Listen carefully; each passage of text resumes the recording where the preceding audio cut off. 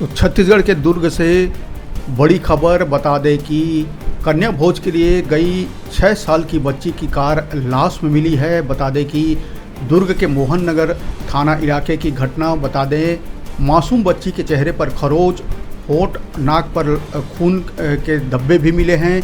बता दें कि आक्रोशित भीड़ ने संदेही युवक के घर में आग लगा दी है। बता दें कि बड़ी खबर दुर्ग जिले से, जहां कन्या भोज के लिए 6 साल की मासूम की लाश पड़ोसी युवक के कार से बरामद हुई है। बच्ची के हाथ अकड़े हुए थे, चेहरे पर खरोच के निशान बताए जा रहे हैं। बता दें परिजनों ने रेप के बाद हत्या का आरोप लगाया है। घटना की जानकारी मिलते ही लोग आक्रोशित हो गए और भीड़ ने आरोपी युवक के घर कार और घर में तोड़फोड़ कर आग लगा दी।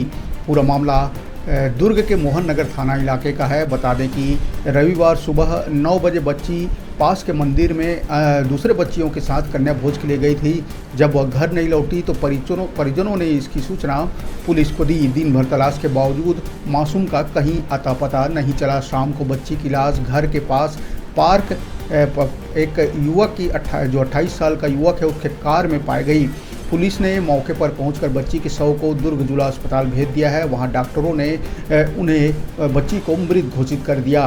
तो बड़ी खबर बता दें कि दुर्ग से दुखद खबर, जहां 6 साल की मासूम बच्ची की लाश पड़ोसी के कार से बरामद हुई है। गुस्साए भीड़ ने युवक के घर और कार में तोड़फोड़ की और आग लगा दी है। बता दें कि परिजन बच्ची के साथ दुष्कर्म की आशंका व्यक्त कर रहा है। वहीं पर पुलिस का कहना है कि शुरुआती जो उस पे हैं उसे करंट लगने से बच्ची की मौत की आशंका जताई जा रही है।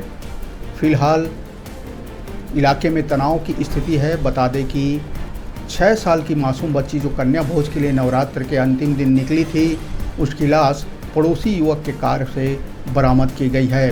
पूरा मामला छत्तीसगढ़ के दुर्ग के मोहन नगर इलाके का है।